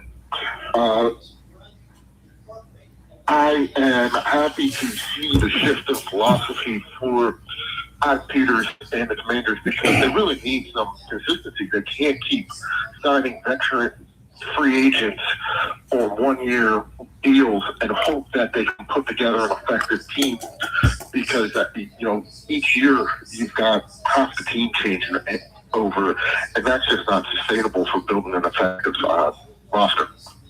Roger, you can go from either way down to Mr. Hamilton, or you go to Mr. Zimzak, whatever you want to do. Go ahead. Well, we'll stay with football for a little bit, and then we'll get into some soccer and golf. And I did, want to say, Doug, that the middle school golf team won yesterday, and the young lady I talked about, Ms. on AHN, led the way. Okay, this young woman that we'll hear a lot about in the future in high school and college and beyond in golf. But getting back to the Raiders, we were talking to Merle, Reese, and John Harbaugh has taken a number of coaches, right, that were with him with the Ravens, and he took the kicker, but also Randy Brown, who was the kicking coach for the Ravens, and was the mayor of a town in South Jersey when John was with the Eagles, and they're best buds. I didn't realize his son is the assistant special teams coordinator for the Eagles. So, do you think that's going to have an impact especially on special teams, with having to make changes like that, the kicker, etc.?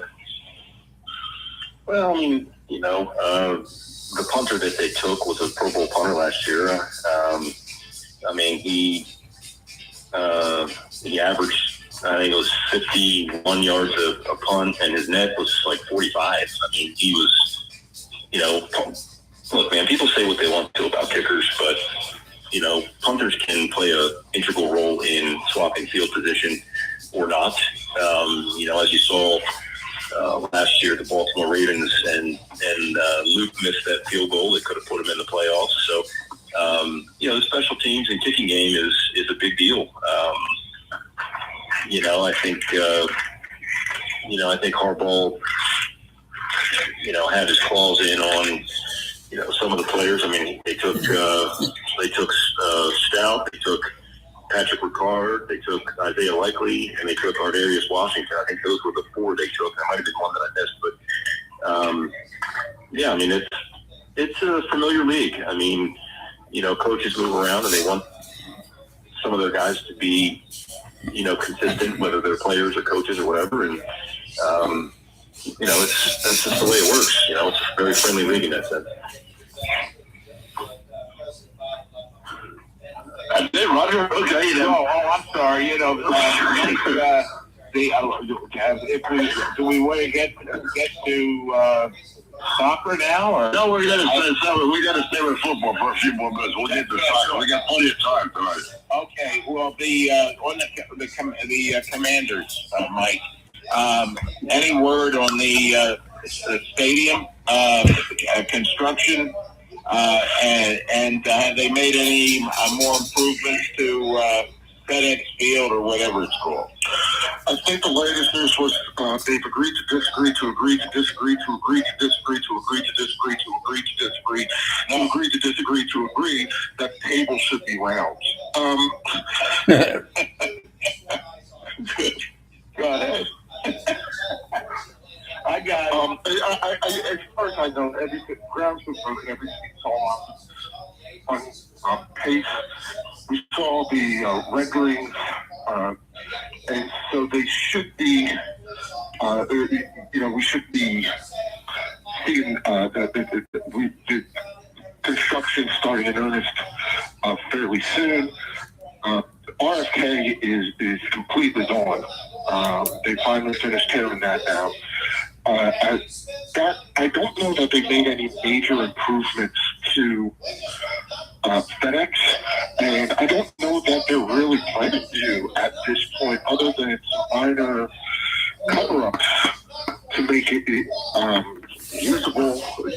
Maybe paint the seats, improve the Wi-Fi, make sure you don't have any massive sewage leaks. But I can't see them doing a whole lot of work putting seats back in or anything like that in the near future, because they know it's only a short-term deal.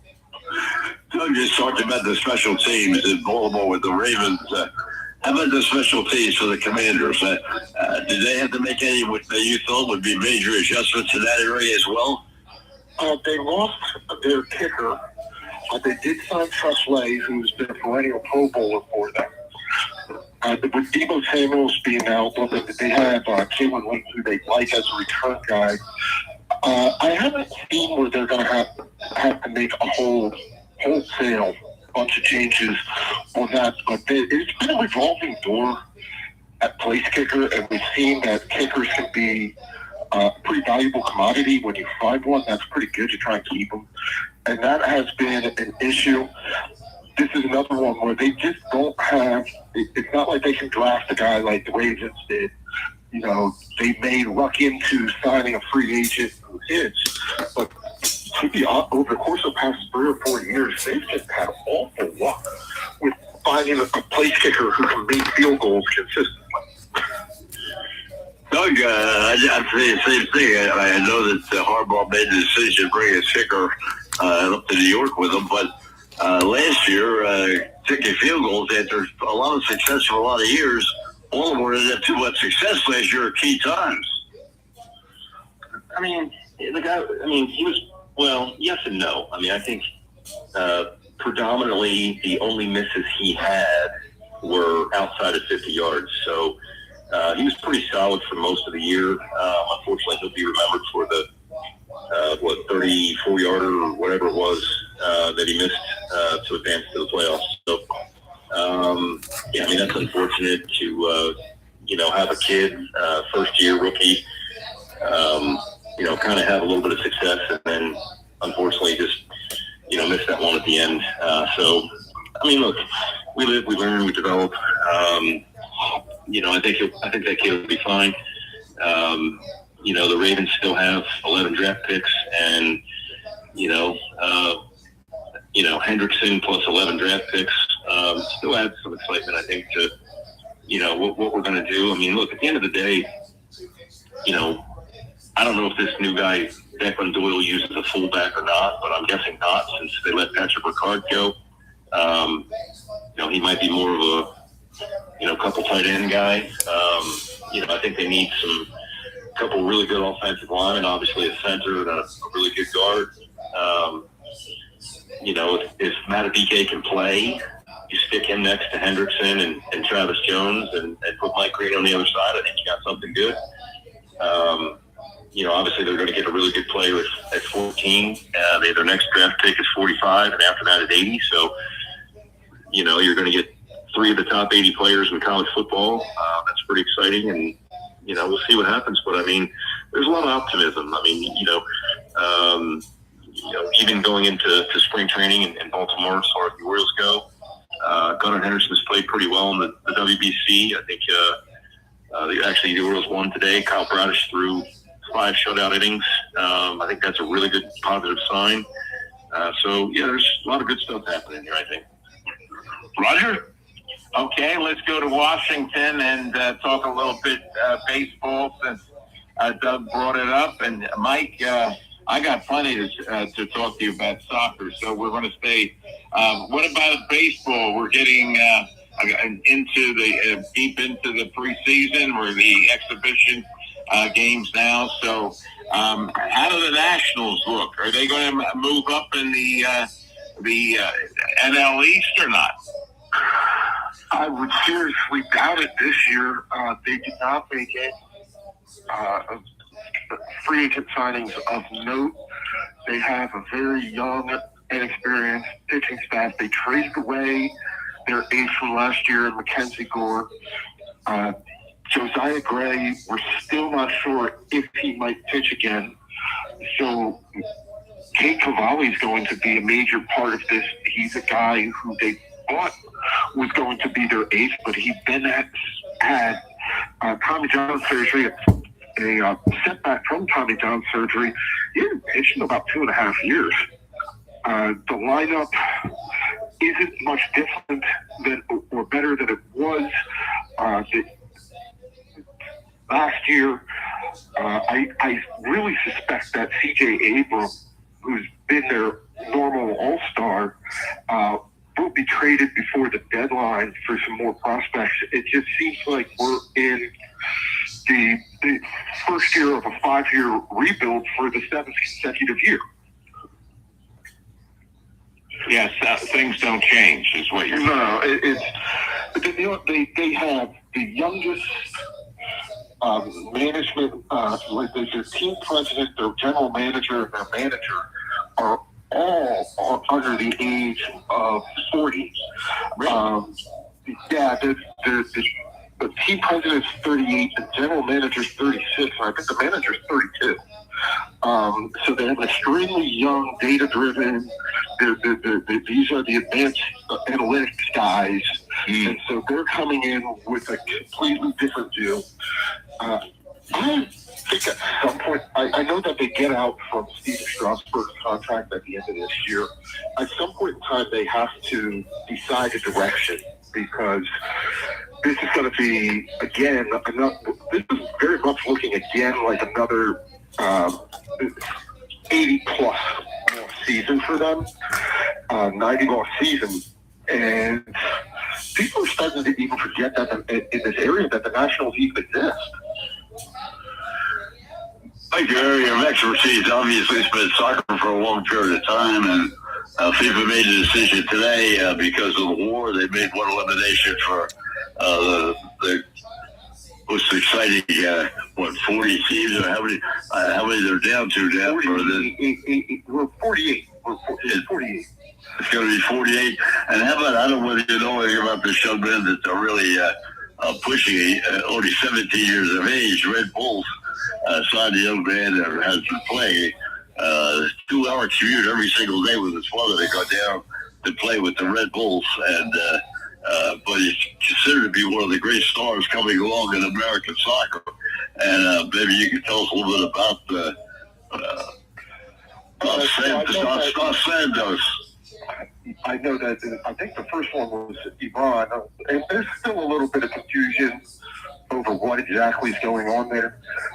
One of their ministers for sport announced that they would not play in the World Cup, but the football administrators, the governing body of football in Iran, hasn't officially withdrawn them.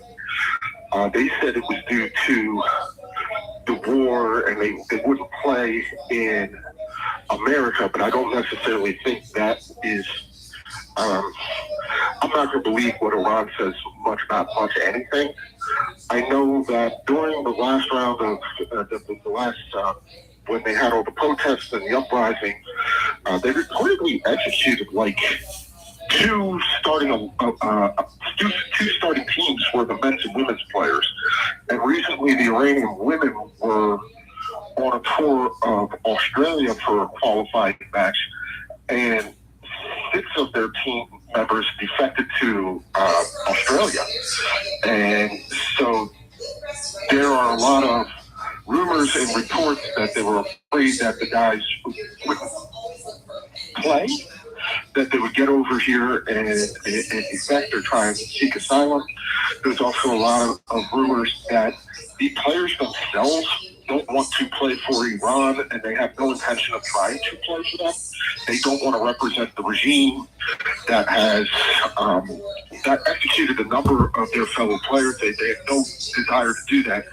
So that this was a situation that was probably going to come up anyway, that there was going to be a likelihood that the Iranian team wouldn't play in America anyway, and it would be spun as though they didn't want to play in America, but in reality, it was that the players themselves didn't want to play. Anyway, there's been no official mechanism to withdraw Iran yet. The supposition is that they will replace them with another team from that federation. Most likely, the talks have been United Arab Emirates, who kind of didn't qualify behind Iran. But in reality, if Iran withdraws, FIFA has the option to replace them with anybody they want to. So it's going to remain to be seen who ends up playing in that position. If, in fact, Iran does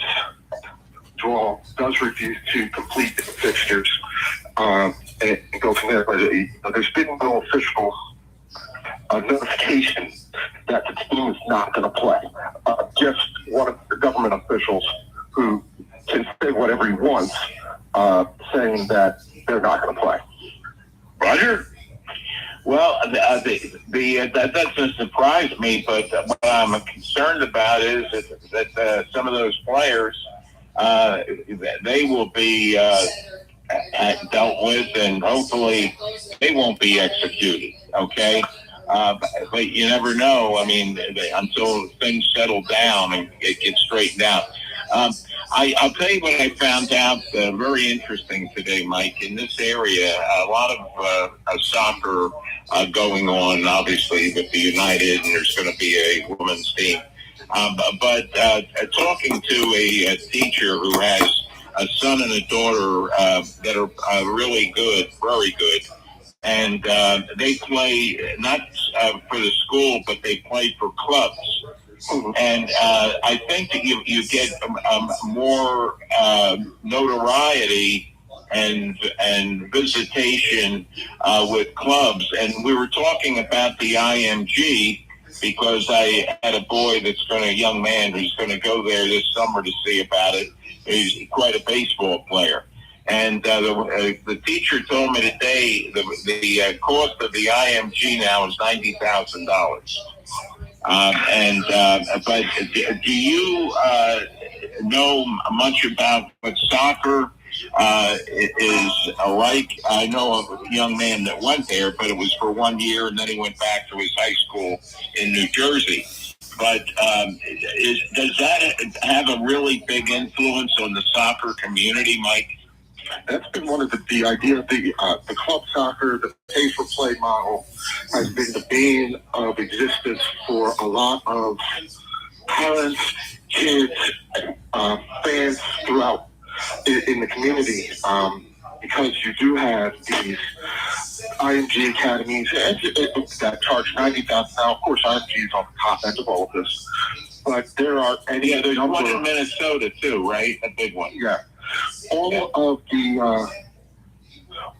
the individual MLS teams have developmental academy teams, essentially youth clubs, where they play at different age groups. But there's also all of these pay-for-play where you pay $1,500, $3,000, $5,000 a season or part of a season to play on this travel team, and they go around, and some of them are sponsored by teams, some of them are, it's like the old CYO that we grew up playing in on steroids. And it makes coaching, it makes development, it prices a lot of people who could be really solid players out. We've seen the clubs, the MLS clubs, start to invest more heavily in developing their own players, so they're beginning to recruit towards their academies, utilize their academies, because the homegrown players, Philadelphia Union, are well known for doing this. FC Dallas has a really fantastic youth academy. I was looking at the roster down there for Atlanta. Roger and I were starting to see them include more of their own youth players in their roster. Don was talking about Matthew Dos Santos, who's the 17-year-old that New York Red Bulls signed from their academy. So we're starting to see more and more of these young players come through these academies, join an MLS team, and then try and move to Europe or something like that. But in this region alone, in the Washington D.C. area, which is a hotbed for them, there are hundreds of these club teams around, and these major youth tournaments every weekend. These people are traveling to practices and all this sort of stuff. And for the most part, I know if you play for the academy or you play for some of these clubs, it disqualifies you from playing high school soccer. Mm-hmm. Yeah, that doesn't surprise me. No, that's not at all. You're right about that young man, because 17 years of age, he must be a really outstanding player. That not only the 2-hour commute each way to get back and forth to play, but also just being 17 years old, and they're saying he's going to be a superstar. Let's get back down to Baltimore. I've seen that before. Don, I've seen that before. Go ahead. Philadelphia has Caden Sullivan, who's 15, who was 15 when he made his debut. Right. There's been a couple of players who played for New York Red Bulls as teenagers. So you do see some young players driving 2.5 hours every day is a long commute, but you do see a lot of young teenage players, or you've seen teenage players play in MLS before. I think that you're going to start seeing more of them. I know both the Anderson brothers played for the U.S. For Philadelphia Union before they were. I believe both of them played for the Philadelphia Union before they turned 18. What they were. Yeah, I think you're right on that. Well, let's get back down to Baltimore for a minute because Doug talked a moment ago about the baseball in Baltimore, and Doug, the last couple of weeks you've been much more optimistic than you were in the 25 season. Well, I mean, come on. Like, when you compare the all-season additions and roster of this year to what we were looking at last year, I mean, good grief, it's night and day. I mean, Mike Elias went, to the Target sale aisle last year and decided he wanted to get a couple of 30 and 40-year-old pitchers and a, washed closer and, just try to bargain bin this. And, obviously this year he's had a change of heart in terms of, maybe somebody gave him a blank check and said, here you go, let's go, spend some money. Way out of the character of the Baltimore Orioles to go sign a guy like Pete Alonso and, make some of the moves they've made. I think it would be really, really nice if the Baltimore Orioles could just avoid the injury bug. I mean, we've already started this season with Westberg as a just giant question mark, but, Jackson Holiday, everyday second baseman, is, still on the shelf. He's got some nagging injuries, otherwise, but, the addition of Taylor Ward and Pete Alonso is hopefully 30-plus home runs each. The other thing about Alonso, Doug, they really say he has taken over. We were talking last week. I don't know if but he called the infield out for not practicing effectively. Yeah, no, I iterated that. Going back to when the Orioles first signed him, I remembered listening to it was an interview with Buck Showalter, who at the time was the manager of the Mets, and he gave a pretty good, kind of backstage view into what the Orioles were getting. And he said, Alonso's the kind of guy that wants to play every day, and if you're going to give him a day off, he's going to, give you a hard time about it. He said he's going to hold other people accountable. He's going to be a leader in the clubhouse. He's also going to be a leader in the community, in terms of the things that he's trying to do. And, I think for me, that was money well spent. I'm interested to see some of the Orioles have gotten off to a tough start here in terms of spring training. But the one thing that I am really super excited about is Kobe Mayo has absolutely demolished spring training pitching. I mean, I think the kid is hitting 500 so far. And he's going to get a chance to probably play every day at third base. I'm really excited to see him hopefully flap his wings this year in terms of getting that playing time and doing something with it. We'll see. I mean, Adley Rutschman played 90 games last year. We fully expect him to play more than that in terms of a full season. I think that having Sam Basayo, on the opening day roster and getting him some everyday at bats is going to be a big deal. The addition of Taylor Ward in the outfield, hopefully Colton Cowser can stay healthy. The big question mark for me is Tyler O'Neill. I think, he didn't play very much at all last year because he was constantly hurt. But that's the kind of guy that if he has a bounce back year could hit 30 home runs easily. So, looking at the pitching staff, Kyle Bradish, coming back from Tommy John surgery 2 years removed. Look for good things from him. Trevor Rogers had an outstanding season last year. So I think the upside of Shane Baz is pretty exciting for a guy that throws that hard that can hopefully develop a little bit. Zach Eflin's looked good in spring training. Dean Kramer's looked good pitching for Team Israel. So optimism here, I think, for the Orioles. Roger. I'm just looking at the Flyers and the Caps side of one, and then the Big East tournament is going on, and I guess Xavier just won. They had Richard Pitino with his father, and I'll tell you, his mannerisms are just like his father, hands behind his back, and then folding his arms. But, they had go ahead. Had a big article on young Pitino because they thought he might leave and go to Providence, where his father had coached years ago. He said that's absolutely untrue. He's got a long-term contract where he is, and he's not going anywhere. Just staying at Xavier. Doug, I did watch the Braves Orioles game. I guess, what was it, Saturday? I think it was Saturday. I think it was Sunday. Was it Sunday? Yeah, the facility ballpark looked fantastic, and I know, Don, you were there, many times when you lived in Sarasota. The Orioles look really good. Yeah, they have some minor league depth that I think is exciting in terms of some serious prospects that have gotten just a little bit of playing time. I think they have some young arms that they're looking to develop. I think there's excitement beyond maybe this year, next year, year after that, with regard to some of these kids that they've either drafted or traded for, or in return for trades. That may play a significant role in the future.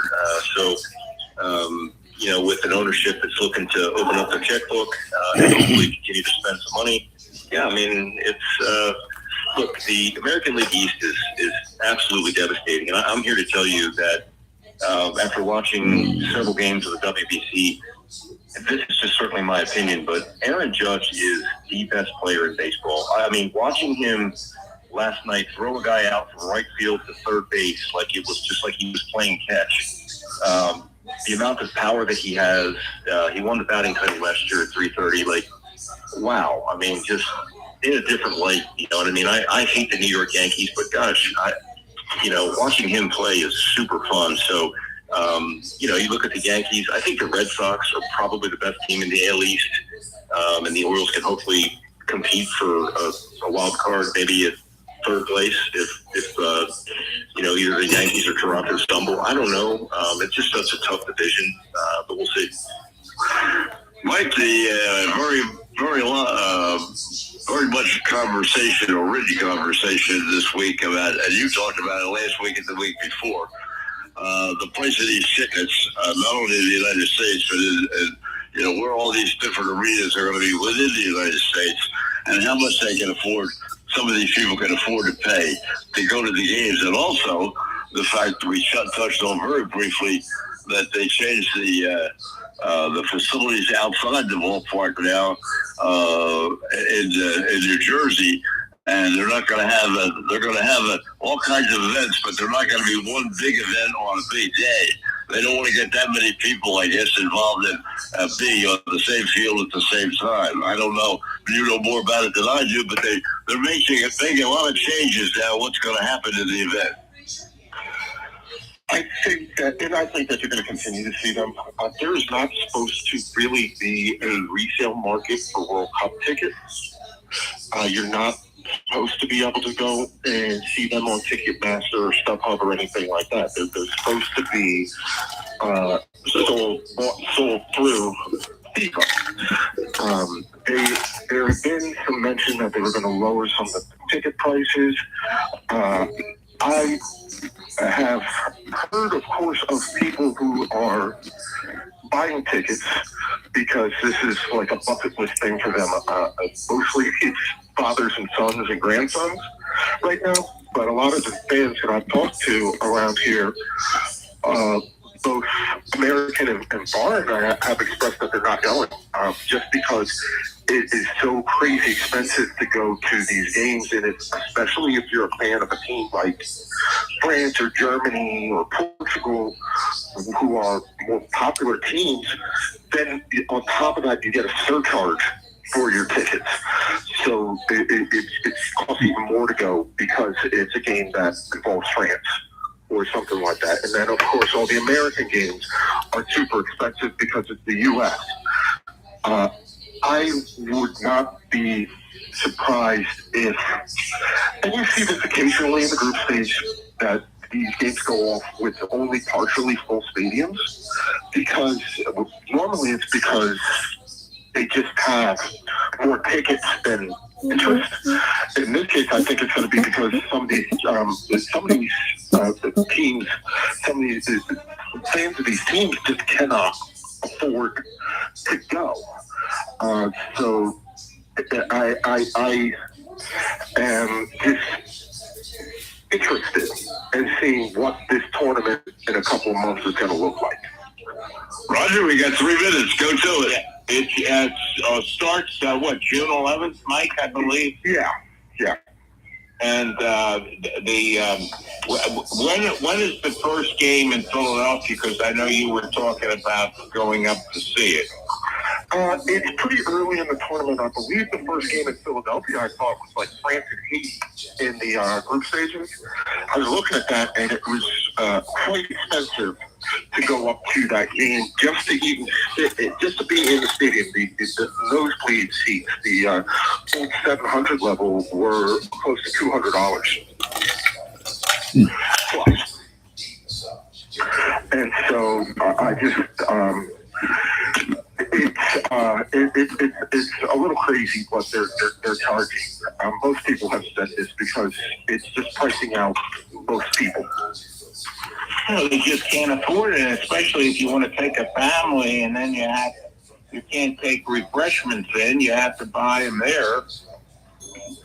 If you want to take a family of 4 to this game, you're going to end up paying, just to walk in the stadium, you're going to end up paying close to $1,000. Yeah. And that's a lot for a single off sporting event like this. Doug, we got a minute and a half to go, and you're optimistic about the Orioles. How about your quarterback, Jackson? A quick comment on what does all this mean to him? Because they're going to need some more money too. Like Allen kicked in for Buffalo. Is Jackson going to kick in for the Ravens? Well, they had two options. They were going to restructure him, or they were going to re-sign him. The restructure basically just frees up some money and kicks the can a little further down the road.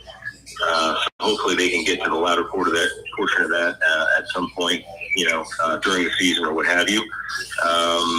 Look, man, they need to protect him. They need to keep Lamar Jackson upright. He needs to stay healthy. And with some of the draft picks they have, they need to figure out how they can better protect him with their offensive line. I think the defense will be just fine. And I think they have 11 draft picks that they can really do something with in terms of replacing some of the people they've lost. Let's be realistic. There's no center that's ever walked the planet of Earth that's worth $81 million over 3 years. So they can find a suitable replacement for him and the other players they lost, and be just fine. Doug, we never got the Sawgrass, and I don't know whether McElroy's going to play or not. The last I heard was it was still open until tomorrow morning, whether he was going to let that shoulder hold on and whether he's going to play at Sawgrass. We'll just have to wait and see tomorrow. I can't give you any information on that. Doug, thank you very, very much, especially the interest on the young players and also the finance involved in FIFA and what's going to happen. Gentlemen, a great pleasure tonight. We had a lot of great guests, a lot of great fun. We'll see you all again next week. Have a great week. Yep. Frank, we'll turn it all over to you to close this out.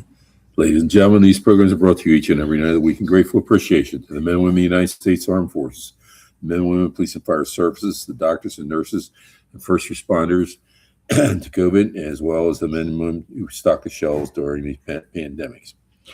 That these programs are dedicated to those who have lost their lives in line of duty: Deputy Robert Anthony Carroll, Patrolman David Curtis, Patrolman Jeffrey Colcap, Patrolman Jeffrey Yazwitz, Sergeant Thomas Batinger, San Diego Officer Mike Hendler, Sergeant Tom Wilson, Charlotte County Sheriff's Department, Deputy Ricky Childers and Randy Bell, Patrolman Charlie Condit, Tarpon Springs Police Department, Deputy Chief Mike Godwin, Philadelphia Fire Department, Lieutenant Joyce Craig Lewis, Philadelphia Fire Department, Sergeant James O'Connor, Philadelphia Police Department, Sergeant Chris LeBake, Hillsborough County Sheriff's Department, Lieutenant Mike Zerba, Newcastle County Police, Patrolman Anafo Crispin, Lakeland PD. Deputy Josh Meyer, Nassau County Sheriff's Department. Captain Matt Letourneau, Philadelphia Fire Department. Captain Chris Leach, Wilmington Fire Department. Lieutenant Ardith Hope, Wilmington Fire Department. Lieutenant Jerry Ficus, Wilmington Fire Department. Chief Jimmy Ford, Wilmington Fire Department. Chief Al Hogle, Longboat Key Police Department. Deputy Mike Hargrove, Pinellas County Sheriff's Department. Trooper Chelsea Richards, Florida Highway Patrol. Trooper Joe Bullock, Florida Highway Patrol. Trooper Zachary Ben, Florida Highway Patrol. Sergeant Chris Fitzgerald, Philadelphia Police Department. Sergeant Romain Mendez, Philadelphia Police Department. Chief Corey Compandier, Buffalo Creek Fire Department. Deputy Ronnie Ronaditsky, Manatee County Sheriff's Department. Patrolman Zachary Butterfield, Bradenton PD. And our latest one, Corporal Timothy O'Connor, Pennsylvania State Police. My brothers and sisters, though you may be 10-7 at this point in time, but sometime we'll be 10-10 at the table of the Lord. Until that time, may the rose rise up to meet you. May the winds be always at your back. May the rains fall softly on your fields and the sun shine lightly on your face. Until we meet again, may the good Lord keep you and your family always in the palm of his hands. Good night. God bless and have a great week.